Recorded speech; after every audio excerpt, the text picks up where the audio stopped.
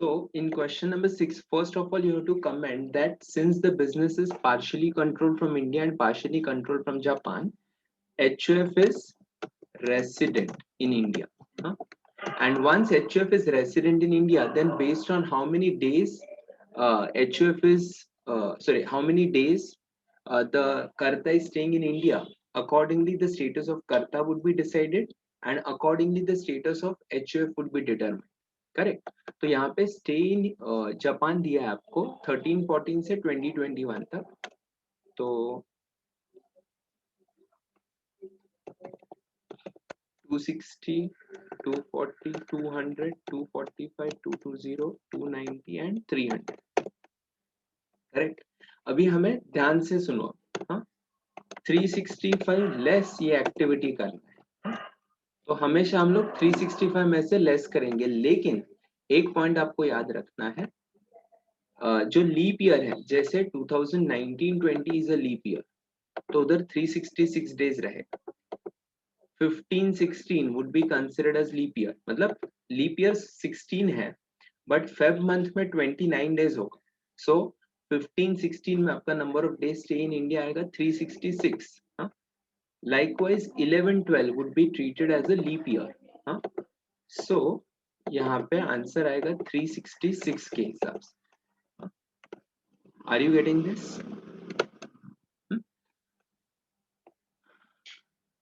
So ये last few years का stay दिया है, उसके पहले का इंफॉर्मेशन दिया नहीं है, तो हम लोग उसको कंसिडर नहीं करेंगे. First of all 65 days and last 4 साल में उसका स्टे 506 डेज है, तो वो रेसिडेंट बन गया. अभी ऑर्डिनरी या नॉन ऑर्डिनरी के लिए लास्ट 7 इयर्स का टोटल चेक करेंगे. लास्ट 7 इयर्स का टोटल इज ऑलरेडी 857. एंड हम लोग बोल सकते हैं कि वो यहाँ पे एंड यहाँ पे रेसिडेंट है. क्यों? बिकॉज इजीली दिखता है, लास्ट 4 साल में स्टे तो 365 से ज्यादा ही है. तो दोनों condition of residential status have been complied with. तो कर्ता जो है मिस्टर हितेश, हितेश क्या बनेगा? Hitesh will become resident and ordinary resident person. So the HUF will also become resident and ordinary resident person in India. Are you understanding? Yes, sir. Yes, good. So hopefully everyone is clear with this. Yes, sir. Very good. But अगर आपने directly conclude किया ना, मतलब if you directly ये number of days के हिसाब से आपने डिसीजन लिया, ये डेज के हिसाब से आपने लिया ROR है एंड बोल दिया कि ही is resident and ordinary resident and दस HUF इज ROR, तो वो रॉन्ग कह लेंगे. हाँ, because this is the stay in Japan, तो आपको कंपलसरी इंडिया का स्टे निकाल के ही आंसर का कंक्लूजन करना है. ऑलराइट. तो इसके बाद क्वेश्चन नंबर 7 एंड 8 करो.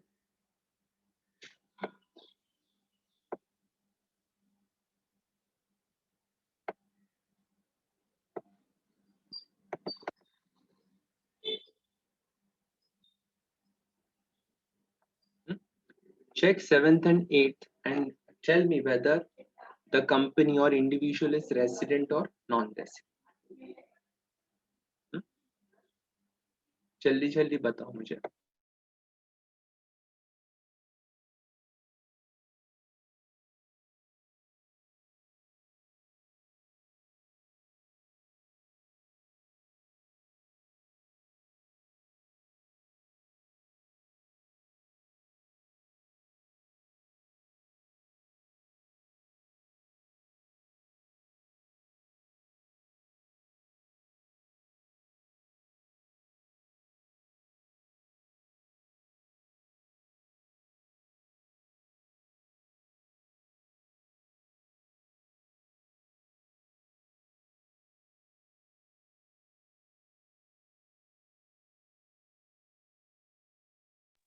सर क्वेश्चन नंबर 7 का रेसिडेंट होगा because it's an Indian company.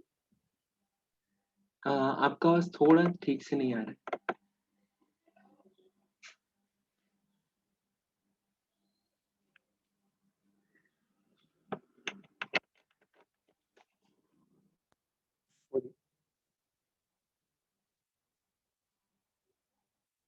Yes or no?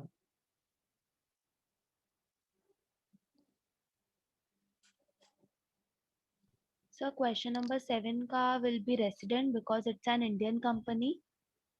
Yes, correct. हाँ, अभी देखो X Limited 7th question में what they have given, it is an Indian company. However, the business is carried out in US and all the meetings are held outside India. Even though this statement has been given, but we have seen yesterday that once a company is an Indian company, it is always resident person. What do you think? It is ordinary resident or non-ordinary resident? Company is ordinarily resident or non-ordinarily resident? Non-ordinarily. Okay. Ruvin, Sonam, Ordinary. ordinary. Okay. Sonam, we got both the answers: ordinary resident, non-ordinary resident. Sir, maybe non-ordinarily because all the general meetings are held outside India. Sir control and management outside India है. Okay. कल हमने lecture में क्या देखा था बताओ? When a person means the residential status is split into two, resident, non-resident, and resident का सब bifurcation होता है, वो किस किस के लिए applicable होता है? याद आ रहा है कुछ?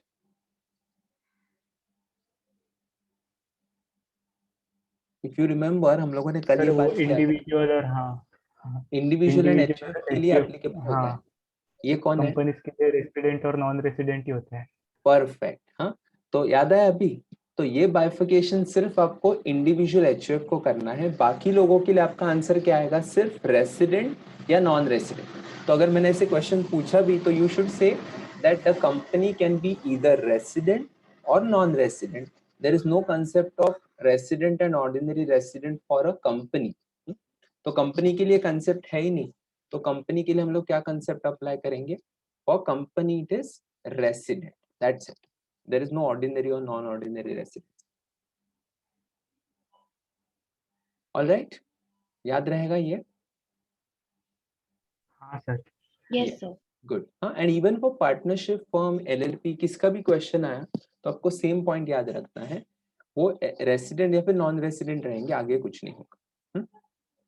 8th का आंसर निकाला.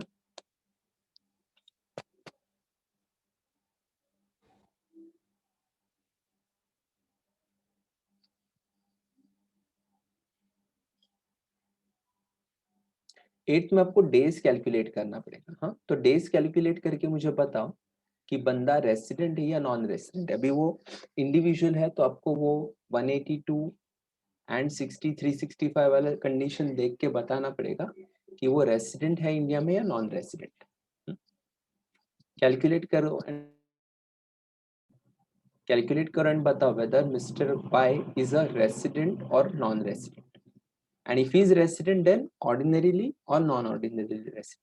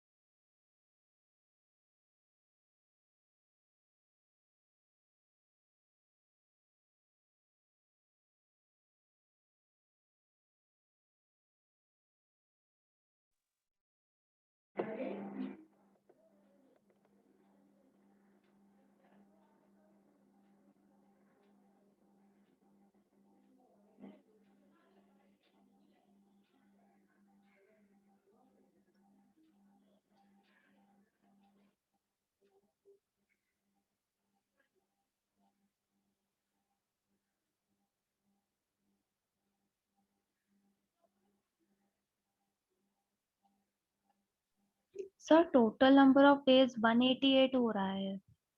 ओके, तो resident and ordinary non ordinary resident. Non ordinary resident. Non ordinary resident. Okay, let us check बाकी लोगों का कितना डेज आया इंडिया में.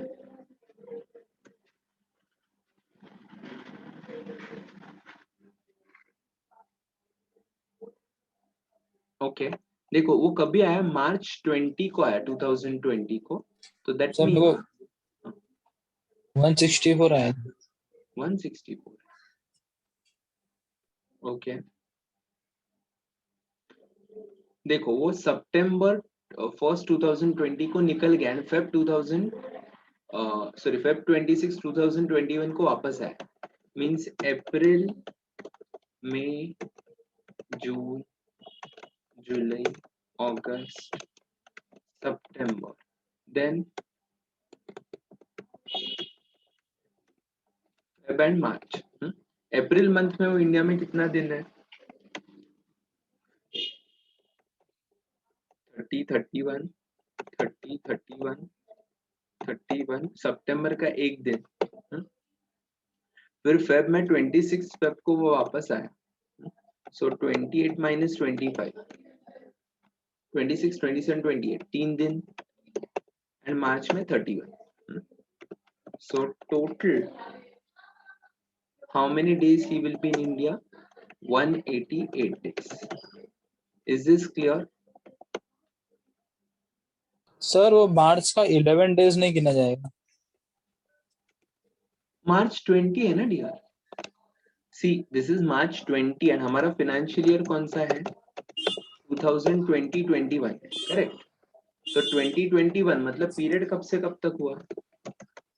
अप्रैल 2020 to March 2020.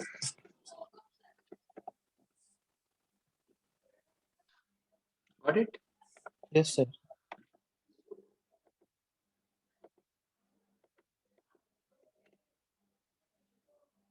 तो वो बंदा क्या बनेगा? रेसिडेंट बनेगा. हाँ, एंड इसके पहले तो फाइनेंशियल ईयर 2020-21 में उसका स्टे कितना है? 188 डेज. 2019-20 में कितना डेज है? वो 20th को वापस आया, मतलब 12 days is in India. And इसके पहले वो कभी आया ही नहीं था, तो इसके पहले सब जीरो ही आएगा, करेक्ट? तो वो रेसिडेंट तो है, लेकिन ऑर्डिनरी नॉन ऑर्डिनरी का एक भी कंडीशन फुलफिल नहीं हुआ, तो बंदा क्या बनेगा? Resident but not ordinary resident person. Are you getting this?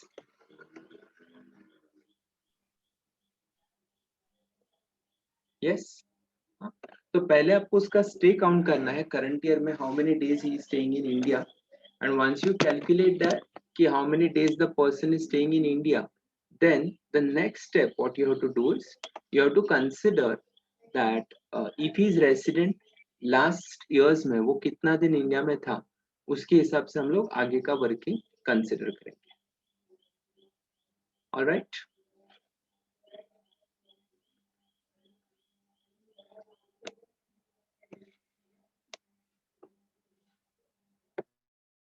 ये लिख लो, फिर हम लोग नेक्स्ट कंसेप्ट के पास आते हैं.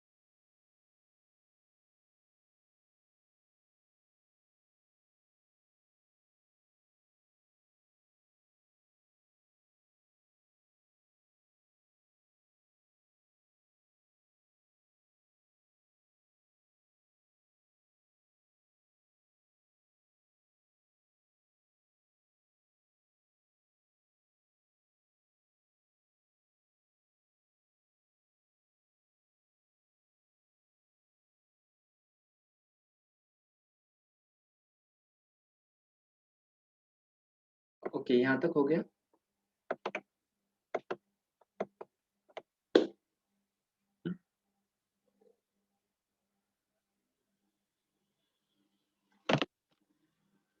So we'll start with the next point.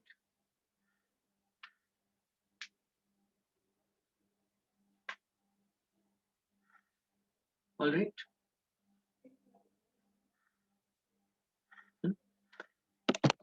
Next point क्या है, देखो कल हमने रेसिडेंशियल स्टेटस देखा इंडिविजुअल का, उसमें दो कंडीशन था that during the previous year you should be in India, you should be in India for 182 days और मोर, एंड सेकंड कंडीशन में दो क्लॉजेस था, one was you are residing in India for 60 days and above, second clause was you are residing in India for 365 days and above during last 4 years। तो last 4 साल में आपका stay 365 या उससे ज्यादा होना चाहिए। अब ये दोनों में से एक भी कंडीशन फुलफिल हो गया तो हम लोग कंसिडर करते हैं कि 182 वाला या 60 एंड 365 का कोई भी एक कंडीशन फुलफिल हो गया तो हम लोग बोलते हैं कि person is resident person in India, right. But income tax has brought one exception to the general rule, and that exception says that in following cases या फिर in certain circumstances only the first condition of residential status would be checked, that means the second condition for residential status will not be considered। मतलब दो condition जो है 182 वाला and 60 and 365 वाला, तो उसमें जो 60 days during the previous year and last 4 years 365 days, ये जो कंडीशन है वो आपको कंसिडर नहीं करना है। हाँ, कंसिडर नहीं करना मतलब अगर वो कंडीशन फुलफिल हुआ भी तो भी हम लोग उसको क्या बोलेंगे, नॉन रेसिडेंट बोलेंगे। The person will become resident only when the person is staying in India for 182 days and above। So this is an important point कि जो नीचे 3 केसेस दिया है उसमें पर्सन रेसिडेंट होगा इंडिविजुअल स्पेसिफिकली कि अगर उसका स्टे 182 डेज या उससे ज्यादा है तो कोई भी क्वेश्चन में ये तीनों में से एक भी लाइन आ गया तो आपको दिमाग में फ्लैश होना चाहिए कि following circumstances the person will become resident only when the person is fulfilling 182 days condition। पहला पॉइंट है उसमें person leaving India for the purpose of employment, secondly the person who is a crew member of an Indian ship, and third point is the person who is of Indian origin or person who is a citizen of India who is usually staying abroad but coming back to India for the purpose of visit।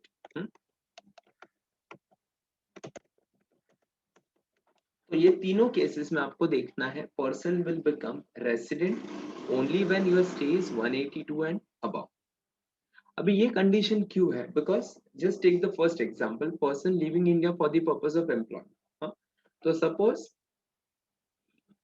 Okay Yash तुम्हें European countries में job लग गया suppose, तो after you become cost account तो तुम्हें बोला कि अगस्त 1 को तुम्हें ज्वाइन करना है, कैन यू से नो कि चलो मैं दिसंबर में ज्वाइन करता हूँ, ऐसा तुम बोल सकते हो? नहीं सर। नहीं, जब जाना पड़ेगा हमें बिकॉज उन्होंने बोला है ऑफर दिया है तो आपको वही टाइम पे पहुंचना पड़ेगा। So suppose Yash accepts this offer and he shifts to European country, suppose London में वो चला गया and 1 August he is working there. Now suppose he is working from 1 August, so उसका इंडिया में स्टे कब से कब तक रहेगा? अप्रैल टू अगस्त और rather April to 1 August, and उसके बाद अगस्त 2 से लेके 31 मार्च तक उसका स्टे कहाँ पे रहेगा? अब्रॉड में रहेगा। तो इंडिया का स्टे उसका नेचुरली कितना दिन होगा? अप्रैल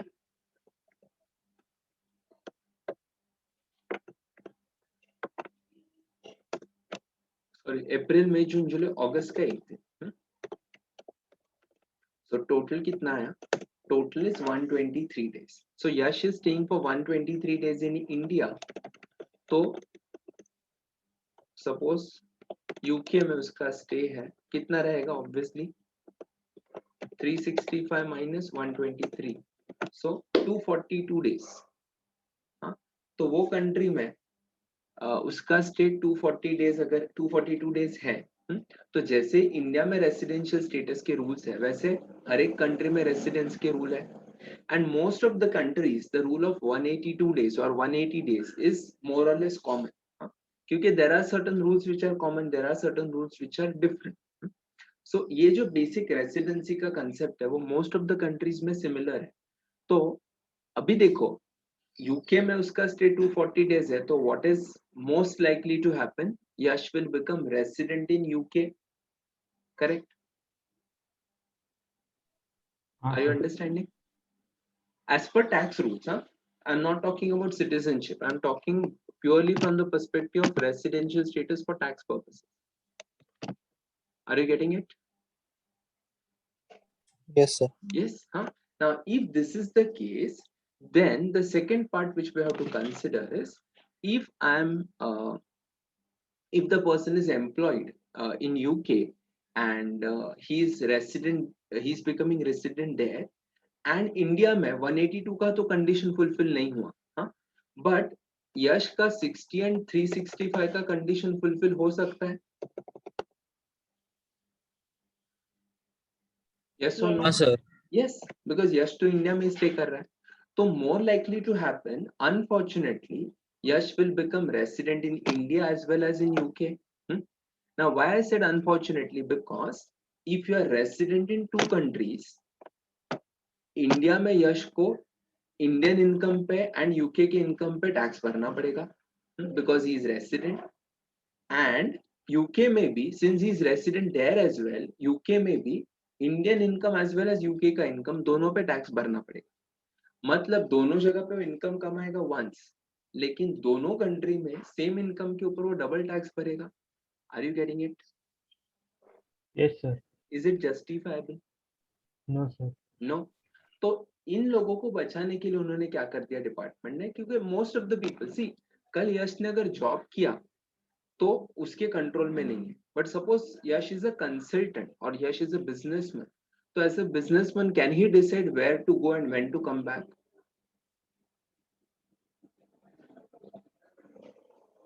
yes. Yes, sir. Yes sir. तो बिजनेसमैन को वो इंडिपेंडेंस रहेगा. इसके लिए आप ऑब्जर्व करोगे तो सिर्फ यहाँ पे लिखा है person living India for employment. एक बार यश जॉब के लिए गया तो ऐसे नहीं चलो सैटरडे संडे में इंडिया में आता हूँ. ये यूके का पुणे नहीं है ना, तो यूके से वो इधर नहीं आ सकता. May be 1 year or 2 year down the line he will come back. So for this purpose they have said if you are a person leaving India for the purpose of job, you will be resident only when you complete 182 days condition. तो ये case में considering this provision, tell me whether Yash is a resident or non-resident.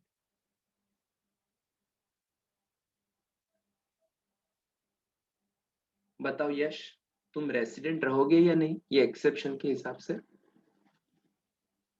No, no sir. Non-resident, correct. Because Non-resident. for you, what we need to check is you or any person who is leaving India for the purpose of job, we have to consider condition for 182 days. And अगर 182 days का condition fulfill हो गया तो ही हम लोग उसको resident कहलाएंगे.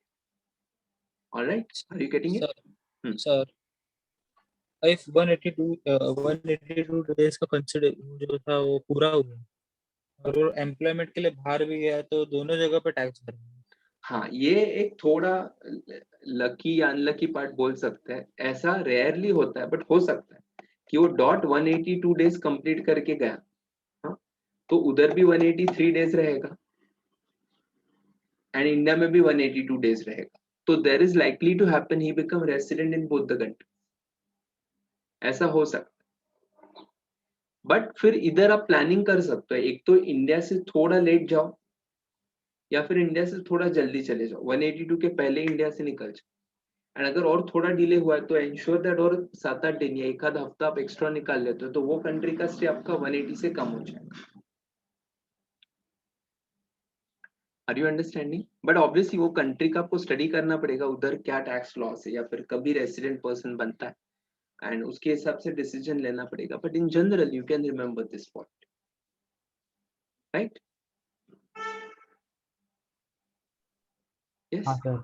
Similarly, you have second and third point. Person who is a crew member of an Indian ship, or the person of Indian origin, or person who is a citizen of India who is staying abroad, is coming back to India for the purpose of visit. So, अगर कोई भी person India के बाहर अभी settle हो चुका है, but वो visit के लिए इंडिया में आ रहा है, हाँ, तो again will keep the same condition. आपको सिर्फ करंट ईयर का डेज चेक करना है. 182 डेज से ज्यादा है तो रेसिडेंट, 182 से कम है तो नॉन रेसिडेंट. ऑलराइट, ये तीनों कंडीशन समझ में आ गया? Yes, sir. यस. अब Yes, ये sir. तीनों कंडीशन के साथ साथ इनकम टैक्स ने एक अमेंडमेंट लाया छोटा सा. वो अमेंडमेंट क्या है वो हम लोग देखते हैं शांति से, बट पहले ये पॉइंट्स लिख लो, फिर हम लोग वो अमेंडमेंट पे जाते हैं. तो क्विकली ये एक्सेप्शन लिख लो, फिर हम लोग जो फाइनेंशियल ईयर 2021 में जो अमेंडमेंट आया वो हम लोग देखते.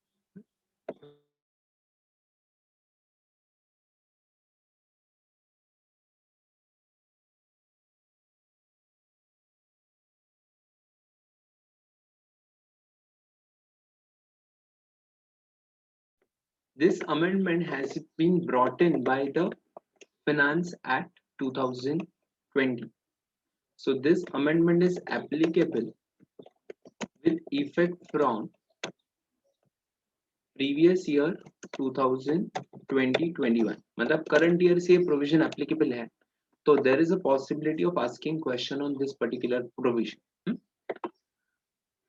Okay.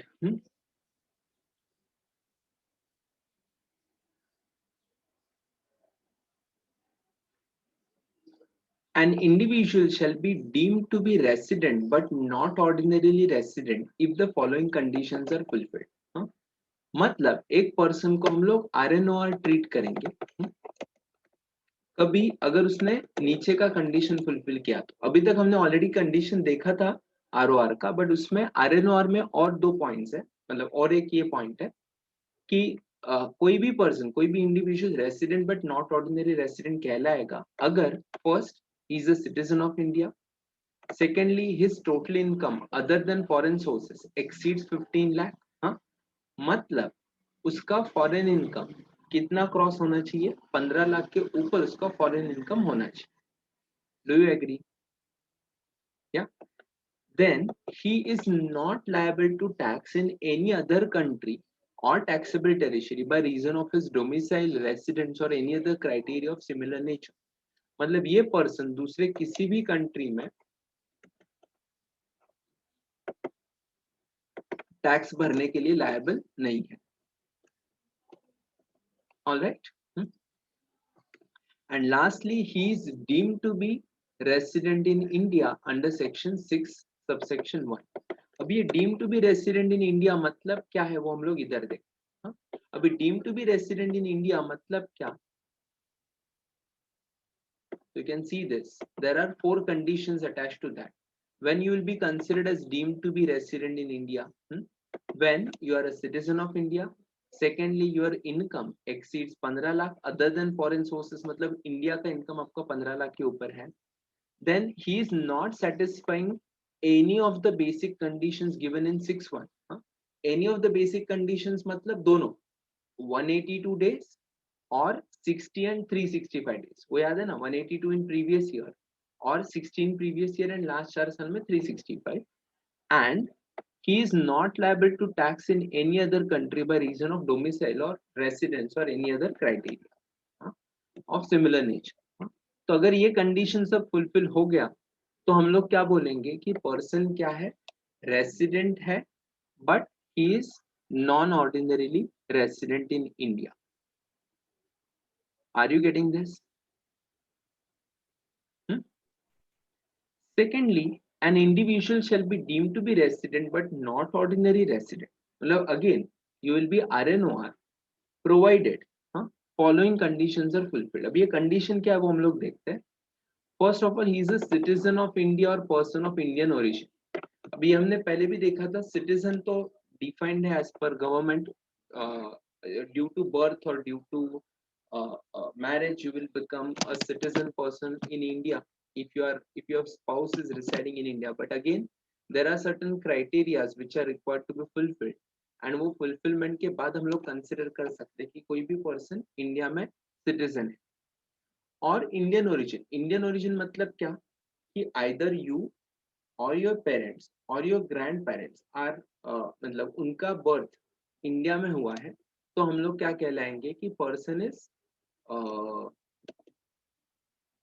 मतलब then you can consider that the person is of Indian origin. Secondly, he comes to India for the purpose of visit.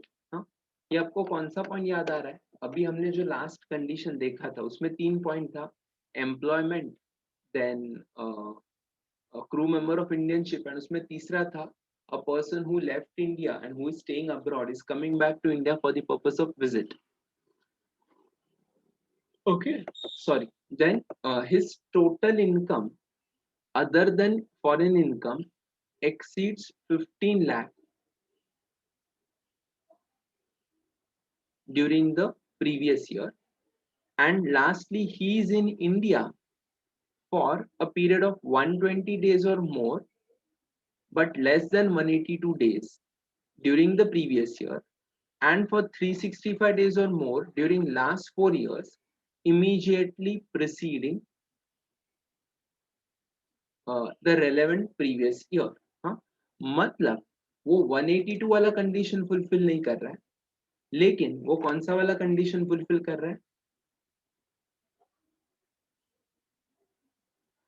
120 days. 120 days, correct. तो 120 days एंड लास्ट 4 साल में 365. मतलब अभी जो हमने देखा वो कंडीशन में क्या था कि अगर कोई भी person like a person like us, तो हमारे लिए कंडीशन क्या होगा? 182 एंड लास्ट 4 साल में 365, करेक्ट. दूसरा पर्सन जो शिप पे जा रहा है या फिर जो एम्प्लॉयमेंट के लिए जा रहा है उसके लिए कंडीशन क्या है? सिर्फ 182. एंड ये भी तीसरा कंडीशन क्या आया? आपका प्रीवियस ईयर में स्टे होना चाहिए 120 एंड लास्ट 4 साल में आपका स्टे कितना होना चाहिए? 365. and you are a person who is coming back to India for the purpose of visit and आपका income is exceeding 15 lakh, then you are considered as a resident and non-ordinarily resident person in India. Are you getting it? With a bit of confusion?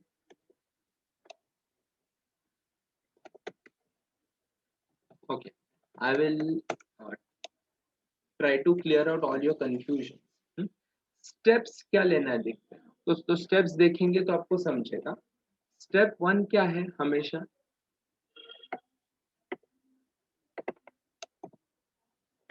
Step 1 क्या है? Resident होना चाहिए. Determine resident और non resident. अभी कोई भी person non resident है तो आगे कुछ करना है क्या? ये no sir.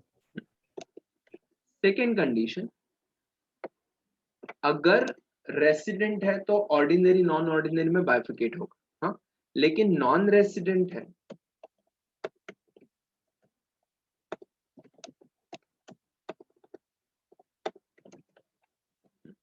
then check if deemed resident in India.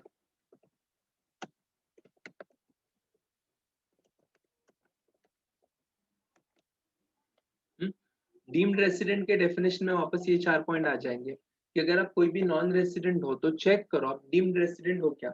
मतलब आप इंडिया के सिटीजन हो एंड आपका इंडियन इनकम 15 लाख के ऊपर जा रहा है, लेकिन आप बेसिक कंडीशन फुलफिल नहीं कर रहे हो. हाँ, देन आप दूसरे किसी कंट्री में टैक्स भी नहीं भर रहे हो, तो उस केस में डिपार्टमेंट क्या कंसिडर करेगा? Department will consider that you are a deemed to be resident person in India. And if you are deemed to be resident person in India, then फिर क्या होगा? फिर हमें ये कंडीशन चेक करना पड़ेगा कि अगर वो बंदा ऑर्डिनरी रेसिडेंट है या नॉन ऑर्डिनरी रेसिडेंट.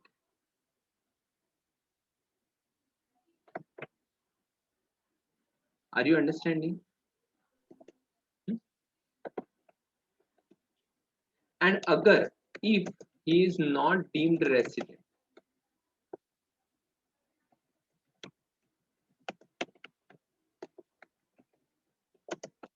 अगर डीम रेसिडेंट नहीं है तो यहाँ पे जो बी वाला कंडीशन है वो हमें फुलफिल करना पड़ेगा.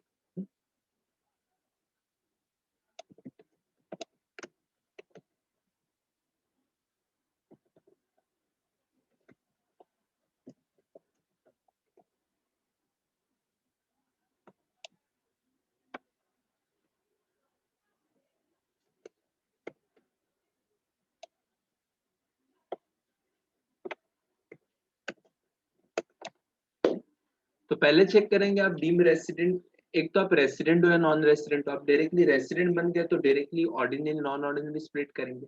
अगर आप नॉन रेसिडेंट हो तो चेक करेंगे आप डीम्ड रेसिडेंट हो या नहीं. अगर आप डीम रेसिडेंट हो तो एक का कंडीशन चेक करेंगे.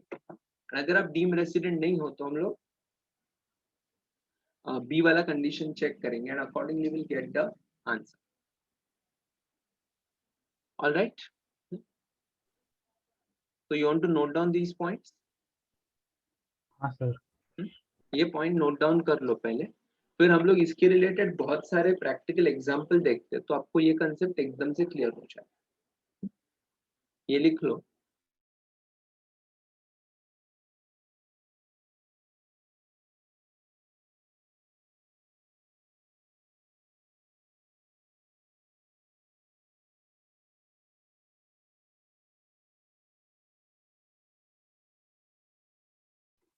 अभी देखो ये इसका पर्सन सिटीजन है इंडिया का, इंडिया में ओरिजिन या विजिट करने नहीं आया. ये उसका स्टे दिया है, उसका इंडियन इनकम दिया है and taxable income in other countries no. First of all tell me whether the person is deemed resident in India.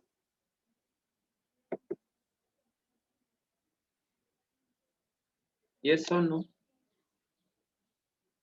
Deemed resident के लिए कंडीशन क्या क्या बताओ. Is he a citizen of India? Yes. His total income from in Indian sources is exceeding 15 lakh. Is it exceeding 15 lakh? Yes sir. Yes. Then he is not satisfying any of the basic condition. उसका previous year में stay 60 days के ऊपर है क्या? This is previous year stay, right? Is it more than 60 days? नहीं. हाँ, तो वो क्या बन गया? नॉन रेसिडेंट बन गया. And fourth condition, he is not liable to pay taxes in other countries. हाँ, नो. तो चारों कंडीशन फुलफिल हो गया. Do you agree? हाँ सर. यस. तो can I say he is deemed resident person? And if he is deemed resident person, what would be his residential status? Tell me. Is citizen, उसका income 15 lakh के ऊपर है, बाकी country में tax liability कुछ नहीं है and he is deemed resident in India, तो उसका रेसिडेंशियल स्टेटस क्या होगा? ही is resident but Not Not ordinary. ordinary. not ordinarily resident. Are you getting it now? कैसे चेक करने हाँ का सर. समझ में आया? हाँ sir. Okay. Second question. He is in India, citizen of India. India में विजिट करने नहीं आया वो. 50 ये इंफॉर्मेशन दिया है. तो आप मुझे बताओ वो डीम्ड रेसिडेंट है या नहीं है? नहीं है सर. नहीं है सैलरी सर. 14 यस. 15. क्यों? उसका Below Income 15. है. इनकम बिलो 15 लाख है, तो he is not deemed resident. तो उसका रेसिडेंशियल स्टेटस क्या रहेगा? Okay. Not deemed resident, non, पहले हमने देखा रेसिडेंट या नॉन रेसिडेंट है, नॉन रेसिडेंट है. फिर देखा डीम्ड रेसिडेंट है या नहीं है, नहीं है. तो फिर क्या देखने का? बी का कंडीशन फुलफिल हो रहा है क्या देखने का. हाँ, बी के लिए रूल क्या है? Is he coming to India for visit? वो इंडिया में विजिट के लिए आया है क्या? No sir. इंडिया में विजिट करने के लिए आया क्या ये केस में? No sir. नहीं. हाँ, मतलब ना तो he is citizen of India और person for of Indian origin. Okay, वो है, लेकिन वो इंडिया में विजिट करने नहीं आया. तो विजिट करने नहीं आया, हाँ, तो हमें ये कंडीशन देखना ही नहीं है 120 डेज वाला, करेक्ट। तो हम लोग क्या बोलेंगे, उसका रेसिडेंशियल स्टेटस क्या है अभी? No. क्या रहेगा, ना वो रेसिडेंट है, ना डीम्ड रेसिडेंट है, ना बी का कंडीशन फुलफिल हो रहा है, मतलब वो अल्टीमेटली क्या बन गया? Non resident. Perfect, he is a non resident person.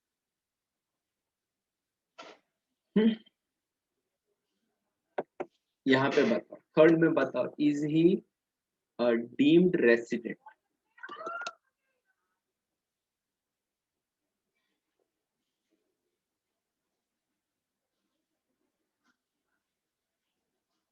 Yes, sir. Deemed resident है? सर इंडिया का सिटीजन नहीं है, फॉरेन। यस, देखो आपको चार चेक कंडीशन चेक करना है। सिटीजन किधर का है? वो फॉरेन का सिटीजन है। तो इंडियन सिटीजन है क्या? ऑब्वियसली नहीं। तो पहला कंडीशन फुलफिल नहीं हुआ, तो can you say he is deemed resident person? No sir. No. And अगर डीम्ड रेसिडेंट पर्सन नहीं है तो मुझे क्या चेक करना पड़ेगा? बी। ये वाला, हाँ? लेकिन यहाँ पे वो इंडिया का सिटीजन भी नहीं है एंड इंडिया में विजिट करने भी नहीं, इंडिया का ओरिजिन भी नहीं है, विजिट के लिए भी नहीं आया, तो इसका स्टेटस क्या रहेगा? Non resident. Non resident. Perfect. चलो नेक्स्ट पॉइंट, सोनम बताओ अभी।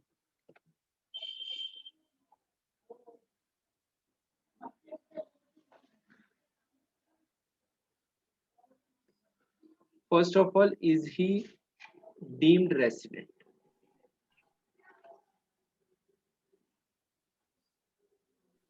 सर वो फर्स्ट कंडीशन सेटिस्फाई कर रहा है, ही इज सिटीजन ऑफ इंडिया। तो वो डीम्ड रेसिडेंट नहीं है, करेक्ट। बट अगर डीम्ड रेसिडेंट नहीं है तो हम लोग क्या चेक करते? बी पॉइंट चेक करते, बराबर। अभी ऑर्डर समझ में आ गया सबको, कैसे कैसे चेक करना है? बी पॉइंट चेक करना पड़ेगा या नहीं करना पड़ेगा? Yes, sir. वो विजिट करता है इंडिया में। यस, हाँ, वो पर्सन विजिट कर रहा है इंडिया में, तो Indian origin and visit, yes, हाँ। तो अगर वो इंडिया में विजिट करने आ रहा है तो फिर आपको ये कंडीशन चेक करना पड़ेगा, उसका इनकम 15 के ऊपर है क्या? Yes sir. Yes. Yes, sir. And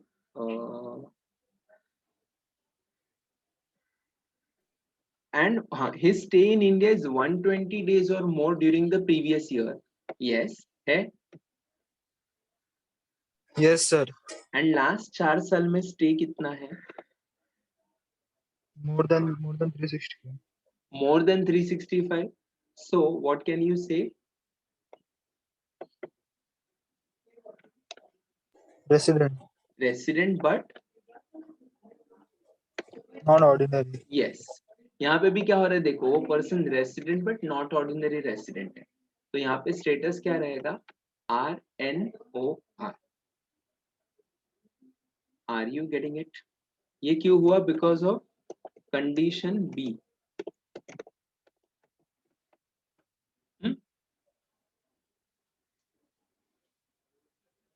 clear है सबको? हाँ सर। यस। अभी फिफ्थ का आप बताओ, आप ही सोच के बताओ क्या रहेगा।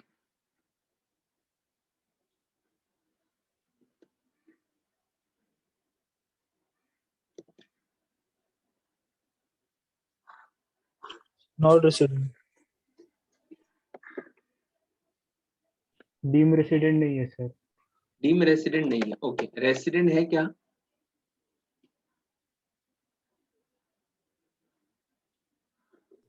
No, sir. Is not resident.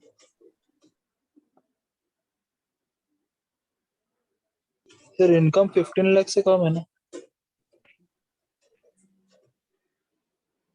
Okay, ठीक है, ओके।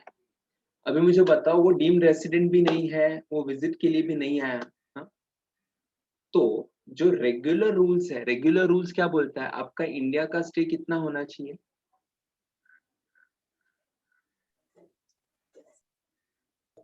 182 डेज से ज्यादा होना चाहिए, या फिर दूसरा कंडीशन क्या है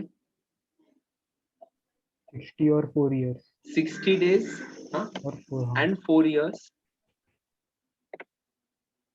तो करंट ईयर में 60 के ऊपर डेज है, लास्ट 4 साल में 365 के ऊपर है, तो उसका रेसिडेंशियल स्टेटस क्या रहेगा यस रेसिडेंट। अभी वो ऑर्डिनरी रेसिडेंट है या नॉन ऑर्डिनरी रेसिडेंट है, ये किसके ऊपर पता चलेगा last 7 years stay. Are you getting it? हाँ सर। कंफ्यूजन हुआ रहेगा तो मैं आपको बताता हूँ। आप बोलोगे ये एंड ये सेम ही है ऑलमोस्ट, लेकिन मैंने इधर RNOR बोला। क्यों RNOR बोला, उसका रीजन है, यहाँ पे आप इंडियन ओरिजिन से हो and you are coming to India for the purpose of visit. आप इंडिया के ओरिजिनल तो हो, लेकिन अभी आपका सिटीजनशिप फॉरेन का है, तो दैट मीन्स आप ये जो हम लोगों ने एक्सेप्शन केस देखा था इसमें आप फुलफिल हो गए। एंड ये एक्सेप्शनल केसेस में आप क्या देखते हो, सिर्फ 182 का कंडीशन देखते हो, एंड 182 नहीं है तो यहाँ पे ideally you are becoming non resident ये केस में, फोर्थ केस में। लेकिन फिफ्थ केस में ऐसा नहीं है। फिफ्थ केस में आप इंडिया के ओरिजिन या विजिटर नहीं हो, आप इंडिया के ही सिटीजन हो। एंड ये रेगुलर रूल्स आपको देखना पड़ेगा, जैसे हम लोग रेगुलरली चेक करते हैं कि 60 के ऊपर है, लास्ट 4 साल में 365 के ऊपर है, एंड अगर वो फुलफिल हो गया तो हम लोग क्या बोलते हैं, आप रेसिडेंट हो या फिर non resident. Are you understanding this? Yes sir. Yes. मैं आपको और थोड़ा एग्जांपल दूं, आप ट्राई करोगे? सर ये लिखना है। हाँ ये लिख लो।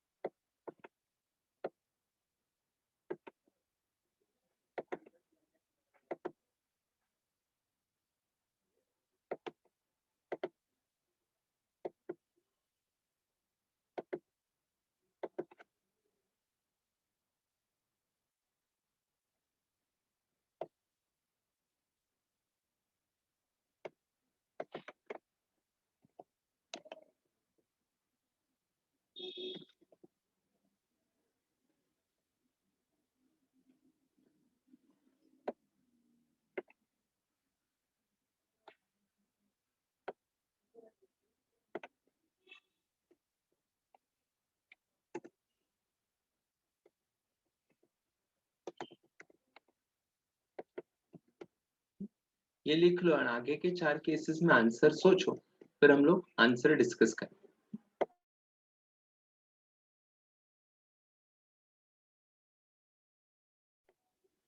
ओके नेक्स्ट, इधर इंडिया में विजिट करने आया, तो डीम्ड नहीं है सर। डीम्ड रेसिडेंट नहीं है, correct. No. Okay, is he resident और non resident? Resident sir, but not ordinary. Okay, वो विजिट के लिए आया तो उसके लिए कंडीशन क्या है बताओ। If the person is coming to India for visit, then what is the condition? 182 days होना चाहिए, बराबर। हाँ सर। 182 डेज नहीं है तो ये 4 में से कंडीशन फुलफिल होना चाहिए। सिटीजन है, इंडिया में विजिट करने आया, यस। 15 लाख से ऊपर इनकम है, यस। बट उसका स्टे कितना है देखो, is it more than 120 days in previous year? No sir.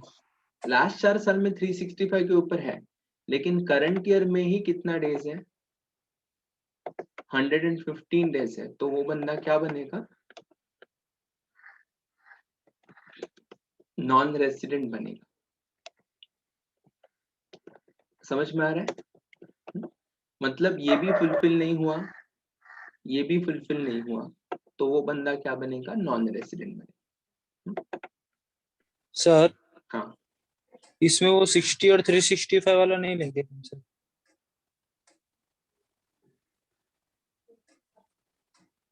वो इंडिया में विजिट करने के लिए आया है ना, इसके लिए। अच्छा ओके सर।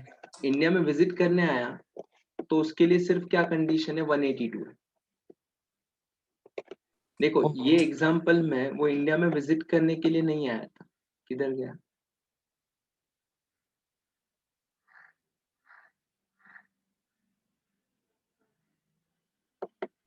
हाँ इधर, वो इंडिया में विजिट करने के लिए नहीं आया था, he was staying in India, and since he was staying in India तो इसके लिए हम लोगों ने वो कंडीशन देखा 60 एंड 365। अभी वो इंडिया में विजिट करने के लिए आया, इसके लिए 182 का कंडीशन है, तो 182 से कम है,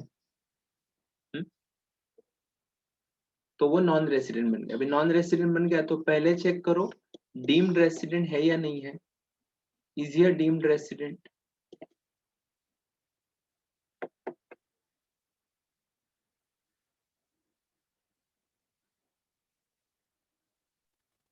no sir. No. Okay,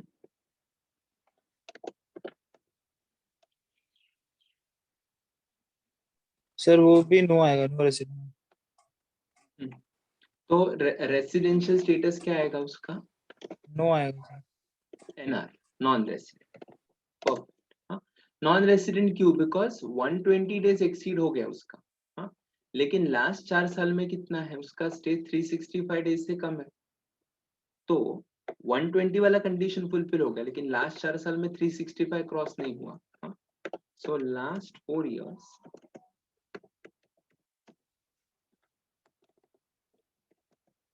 stay is less than 365।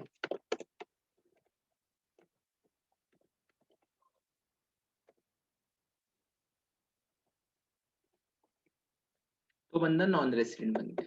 Alright, अभी नेक्स्ट में क्या आएगा बताओ? नो आएगा sir.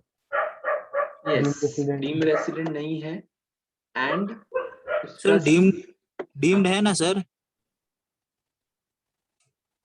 Taxable in other country, yes है ना, हाँ सॉरी। इसके लिए डीम रेसिडेंट नहीं है। एंड देन अगर डीम रेसिडेंट नहीं है तो हमें ये 4 कंडीशन देखना है, तो he is not coming to India for visit, and second उसका स्टे 120 एंड वो भी कंडीशन फुलफिल नहीं हो रहा है, तो बंदा क्या बनेगा? नॉन रेसिडेंट बनेगा। Are you getting it? तो पहला कंडीशन हमें चेक करना है कि वो बंदा रेसिडेंट है या नॉन रेसिडेंट है। अगर रेसिडेंट है तो रेगुलर रूट से जाओ, नॉन रेसिडेंट है तो चेक करो इज ये डीम्ड रेसिडेंट पर्सन, ये वाला। अगर डीम्ड रेसिडेंट है तो ठीक है, उसको RN और लिख दो, नहीं है तो बी पॉइंट पे जाओ, बी पॉइंट भी नहीं है तो उसको नॉन रेसिडेंट बोलो। Got it? Yes sir. Yes. थोड़ा ट्रिकी है but this is interesting because एक तो this is coming for the first time, तो there is likely to be a chance कि इसके ऊपर क्वेश्चन एग्जाम में आ सकता है, बिकॉज अभी तक ऐसे क्वेश्चन नहीं आया, because this is coming for the first time. Alright, अभी ये जो इतना सब हम लोग डिस्कशन कर रहे हैं कल के लेक्चर से, तो ये डिस्कशन का पर्पस क्या है? तो हम लोगों ने एक पर्सन का रेसिडेंशियल स्टेटस निकाला। हाँ, तो it is not required for every person like all of us. हाँ, हम लोग तो पूरा साल इंडिया में ही है, तो हमारे लिए ये सब चेक करने की जरूरत ही नहीं, हम लोग रेसिडेंट ही है, ऑर्डिनरी रेसिडेंट ही है। But there are people who frequently travels abroad, या फिर जो डायरेक्टर्स है, या फिर जो बिजनेसमैन है, या फिर जो जिनका अब्रॉड में भी बिजनेस है, जो फ्रीक्वेंटली ट्रैवल करते हैं, तो वो केसेस में क्या होता है, आपको उनका रेसिडेंशियल स्टेटस हमेशा चेक करना पड़ता है। सेकेंडली, आपका सिटीजनशिप एक रहे लेकिन रेसिडेंशियल स्टेटस हर एक साल चेंज हो सकता है। हाँ, ऐसा नहीं हो सकता कि मैं इंडिया में चलो 2018-19 में मैं यूके का सिटीजन हूँ, 1920 में मैं अफ्रीका का सिटीजन हूँ, 2021 में मैं इंडिया का सिटीजन हूँ। ऐसा नहीं हो सकता because citizenship doesn't change so fast, but residency condition will change fast because every year it is calculated as a fresh।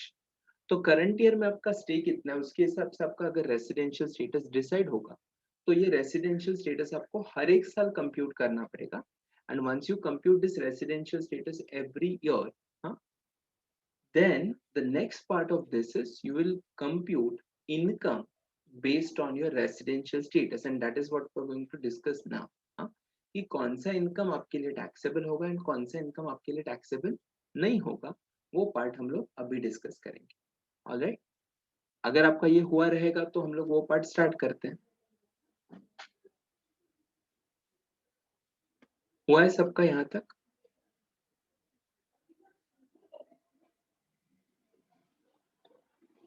ये लिखना रहेगा तो ये कंप्लीट कर दो, फिर हम लोग taxability based on residential status check करते हैं. क्विकली ये कंप्लीट कर दो so we can start with the next part.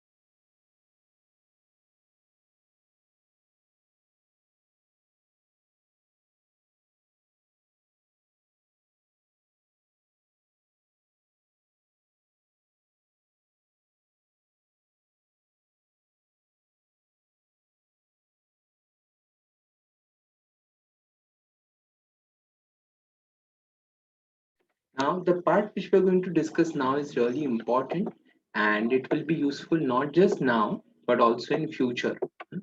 तो ध्यान से सुनो सब. अभी कोई भी पर्सन का इनकम टैक्सेबल होगा या नहीं होगा, that will depend on the residential status, जो हम लोग बोल रहे हैं. हाँ, लेकिन सिंपली स्पीकिंग जो आरओआर है, that is resident and ordinary resident है, उसका कुछ भी income, whether he generates income in India or he generates income outside India, both income are liable for taxes. As far as RNOR is concerned, his income in India is always taxable. Income abroad is taxable only if it is business controlled or profession set up in India. And lastly, NR का income taxable होगा only if it is accrued or received in India. But before going ahead, we have to understand what is the meaning of these terminologies, right? So when I say income is accrued or arised in India or deemed to occur or arise in India मतलब क्या? For example, if a person is working as an employ in an Indian company, तो उसका salary due किधर हुआ बता? Whether it is due in India or outside India? India में। India में due हुआ। तो अगर आपका इनकम इंडिया में ड्यू हुआ तो irrespective of your residential status it will be taxable for all। तो ROR, RNO और NR कोई भी रहे, तीनों के लिए आपका इनकम क्या होगा? टैक्सेबल हो जाएगा। Second example, suppose your property is located in Delhi and you have let out that property to someone else, and house property से आपको कुछ रेंट रिसीव हो रहा है। अभी ये रेंट आपने डायरेक्टली रिसीव किया लंदन में, ओके, बट ये प्रॉपर्टी का रेंट ड्यू किधर हुआ? Whether it is due in India और whether it is due in London? India. India, correct. Why? क्योंकि सर प्रॉपर्टी तो इंडिया में है।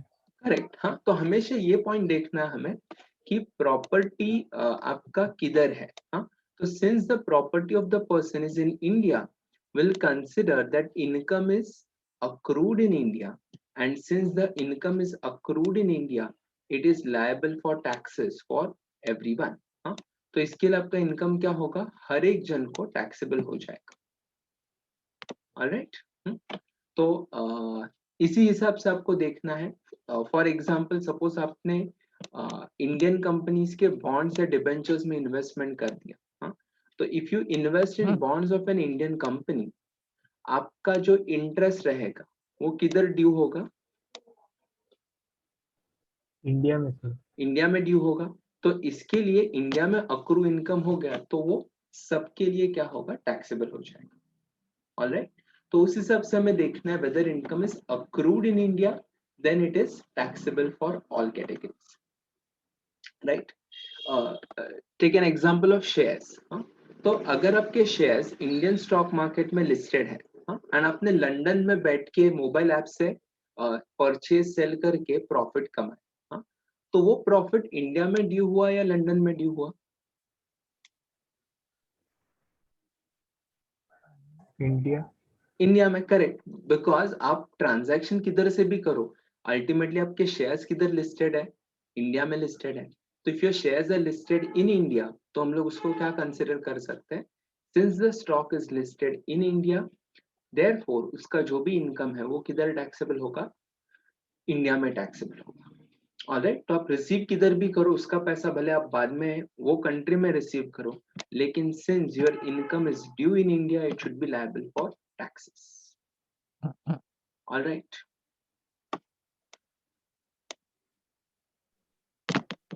Yes sir. then income is received in India or deemed to be received in India। अभी ये जो deemed to occur or arise और deemed to be received in India ना, उसका definition है वो हम लोग next lecture में देखेंगे, because I don't want to complicate all the things together। तो वो जो deemed का concept है, तो deemed to be received का जो definition हम लोग next time देखते हैं, but received in India मतलब क्या?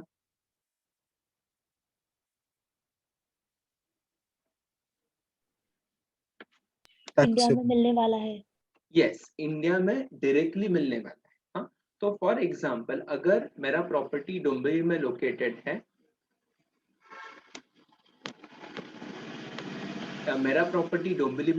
है, एंड अगर मैंने रेंटल इनकम कमाया, हाँ, तो रेंटल इनकम किधर टैक्सेबल होगा?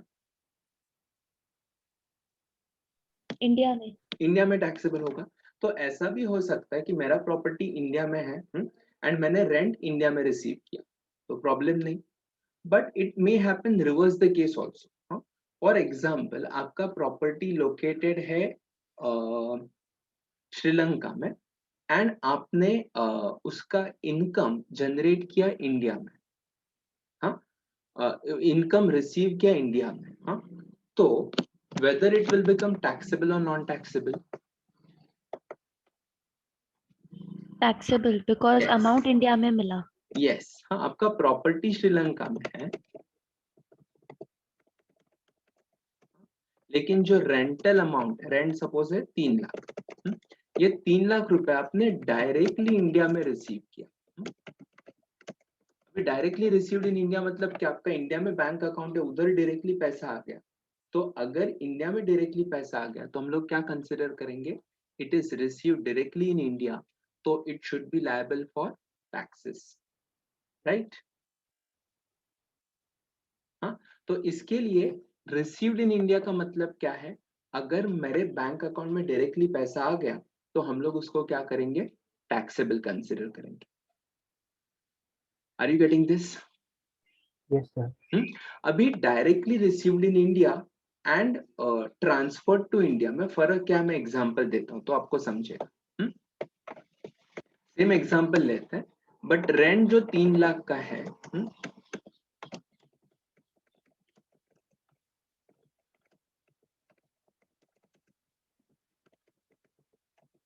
received in bank account in Sri Lanka, then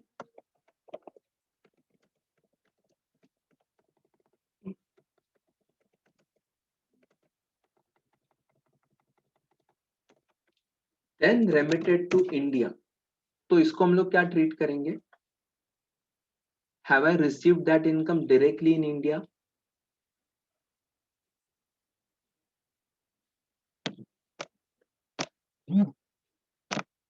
Remitted to India. हाँ, it is remitted to India मतलब इंडिया में डायरेक्टली रिसीव नहीं हुआ, करेक्ट। एंड अगर इंडिया में डायरेक्टली रिसीव नहीं हुआ तो हम लोग इसको सेकेंड कैटेगरी में कंसिडर नहीं कर सकते, it will go under next category जहां पे इनकम हम लोग इंडिया के बाहर अर्न कर रहे एंड रिसीव भी इंडिया के बाहर कर रहे। Are you getting it? Yes. तो अगर ये वाला सिचुएशन है तो ये इनकम कौन से कैटेगरी में आएगा, फोर्थ कैटेगरी में आएगा। Any other income earned outside India, मतलब मैंने ये इंडिया के बाहर अर्न किया, हाँ, एंड भले बाद में इंडिया में रेमिट किया या नहीं किया, वो सिर्फ किसको टैक्सेबल होगा, only it will be taxable for resident and ordinary resident person, but it will not be taxable for other 2 categories of people. Are you getting it? तो अगर फर्स्ट वाला केस है, ये वाला केस है, हाँ, तो ये कौन से कैटेगरी में, सॉरी ए बी बोलते हैं इसको, अगर ए कैटेगरी है तो ये इसमें से किधर कौन से इसमें फिट होगा, सेकेंड केस में। एंड सेकेंड केस में है तो किस किस को ये इनकम टैक्सेबल होगा, taxable to all.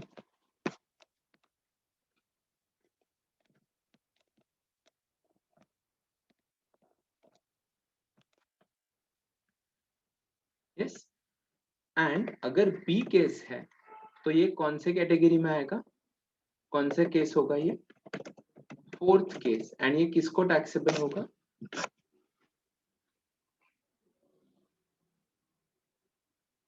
Resident and ordinary resident. yes, only for ROR it will become taxable, for rest of the categories it is non-taxable. Is this bifurcation clear? Yes, sir. अभी next point जो है कि apart from this India में income receive हुआ या India में income due हुआ, ये छोड़ के ये अगर इसमें से कुछ भी हो तो एनीवेज ये सब लोगों को टैक्सेबल होने वाला है। Apart from that you may have some income abroad, कि आपका इंडिया के बाहर कुछ इनकम रहेगा। तो अगर आपका इंडिया के बाहर कुछ इनकम रहेगा तो हम लोग इसको क्या कंसिडर कर सकते हैं, this will be considered as a situation where income is earned outside India, but it is from business controlled from India or profession set up in India. So for example, let us say Dhruvin has started a business. उसने उसका business start कर दिया and then he expanded his business in other countries. Let us say उसने उसका business Singapore में expand कर दिया। अभी उसने भले ही business सिंगापुर में expand कर दिया, लेकिन उसका base या उसके बिजनेस का कंट्रोल किधर से रहेगा, India. इंडिया से ही रहेगा, राइट। तो हम लोग उसको कंसिडर करेंगे कि आपका बिजनेस इंडिया में है, आप इंडिया के बाहर इनकम जनरेट कर रहे हो, हाँ, लेकिन बिजनेस का कंट्रोल किधर से है, इंडिया से कंट्रोल है, तो उसको हम लोग क्या बोलेंगे, this is third case where in if Dhruvan is resident and ordinary resident or Dhruvin is resident और नॉन ऑर्डिनरी रेसिडेंट, दोनों केस में उसके हाथ में इनकम क्या होगा, टैक्सेबल होगा। तो ऑब्वियसली अगर उसका बिजनेस सिंगापुर में है तो उसको फ्रीक्वेंटली उधर आना जाना करना पड़ेगा, राइट। तो अगर वो फ्रीक्वेंटली जा रहा है आ रहा है तो उस केस में क्या होगा, you are travelling to other countries and coming back, तो आपका इंडिया में स्टे क्या होगा, धीरे धीरे कम होने लगेगा। एंड उसको हम लोग क्या कंसिडर करेंगे, this will be considered as resident but not ordinary resident person or ordinary resident person, दोनों के लिए इनकम टैक्सेबल होगा। But if a person becomes non resident then the income is not liable for taxes. So कल अगर Dhruvin Singapore में ही 9-10 महीना रह गया तो इंडिया में वो क्या बनेगा, नॉन रेसिडेंट बनेगा। और अगर इंडिया में नॉन रेसिडेंट है तो सिंगापुर का इनकम इंडिया में टैक्सेबल नहीं होगा। Are you understanding this? Yes, sir. Yes. Yeah. अभी अनदर एग्जांपल लेते हैं, लेट अस से ओके, सोनम ने कॉस्ट अकाउंटेंट बनने के बाद उसने डिसाइड किया कि चलो I will start my practice, and उसने प्रैक्टिस स्टार्ट कर दिया and slowly steadily she expanded her practice abroad as well. हाँ, तो उसने प्रोफेशन इंडिया में सेट कर दिया एंड इंडिया के बाहर उसने फर्म को एक्सपांड कर दिया, तो क्या होगा, अल्टीमेटली उसका प्रोफेशनल सेटअप किधर रहेगा, इंडिया में। इंडिया में रहेगा। तो सोनम ऑर्डिनरी रेसिडेंट रहे या नॉन ऑर्डिनरी रेसिडेंट रहे, उसके हाथ में इनकम क्या होगा, टैक्सेबल होगा। But if she becomes non resident then her income abroad will not be liable for taxes. Are you getting this point? Yes sir. Yes. Then any other income outside India, ये छोड़ के बाकी कुछ भी income रहेगा, मतलब in short business professional income छोड़ के कुछ भी इनकम रहेगा तो किसके लिए टैक्सेबल होगा, ये सिर्फ ऑर्डिनरी रेसिडेंट के लिए टैक्सेबल होगा।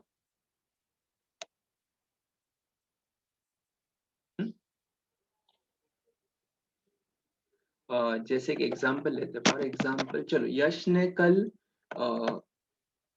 न्यूजीलैंड में इन्वेस्टमेंट किया, न्यूजीलैंड में उसने हाउस प्रॉपर्टी लेट आउट किया, न्यूजीलैंड में उसका एक प्रॉपर्टी है, उसने वो प्रॉपर्टी लेट आउट करके रेंट कमाया। तो whether it is income in India, obviously no. Whether it is received in India, no, वो receive भी उधर हुआ। हाँ, तो can you say it is from business control from India? No. No, ये क्या हो गया, अदर कैटेगरी का इनकम हो गया। एंड अदर कैटेगरी का इनकम रहेगा तो वो किसके लिए टैक्सेबल होगा, सिर्फ ऑर्डिनरी रेसिडेंट पर्सन को इनकम क्या होगा, टैक्सेबल हो जाएगा। Are you understanding this? तो if Yash is resident and ordinary resident person, then only his income is liable for taxes in India. Otherwise, if he is non-resident or non-ordinary resident, then his income is not liable to be taxed in India. All right? तो rental income रहे, investment income रहे, capital gains रहे, salary income रहे, वो किसके लिए taxable होगा, सिर्फ आर के लिए टैक्सेबल होगा, सॉरी बाकी लोगों के लिए टैक्सेबल नहीं होगा। All right, okay. देन इसी के कनेक्शन में हम लोग एक पॉइंट देखते हैं जो हमने प्रॉपर्टी के केस में भी देखा था, any other income earned abroad and received there and remitted to India. मतलब मैंने कोई भी इनकम इंडिया के बाहर अर्न किया, उधर ही रिसीव किया एंड फिर मैं इंडिया में लेके आया। हाँ, तो वो सिचुएशन में क्या होगा, in that situation income would be liable for taxes only for resident and ordinary resident person. For other people, it will not be liable for taxes. Okay? Yes, sir. Yes. And last and most important point is past untaxed profit or untaxed profit brought to India in current year.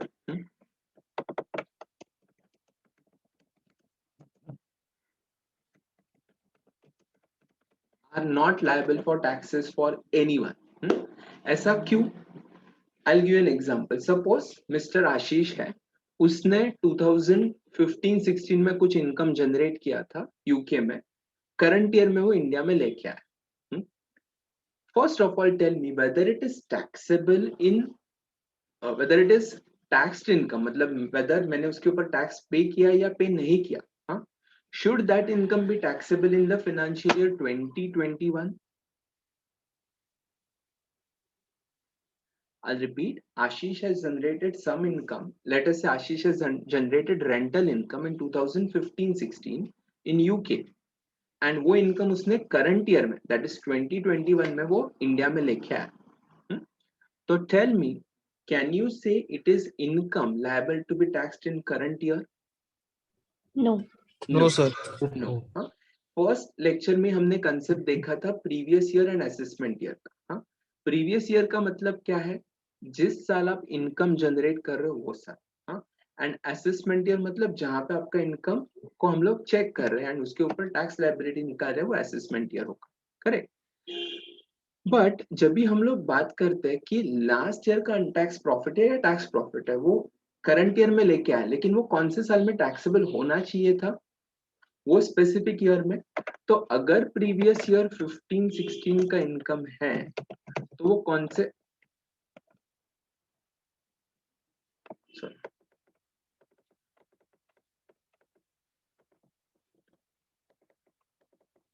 Previous year 15-16 का income है तो कौन से साल में वो taxable होना चाहिए, सेम ईयर में 15-16 में.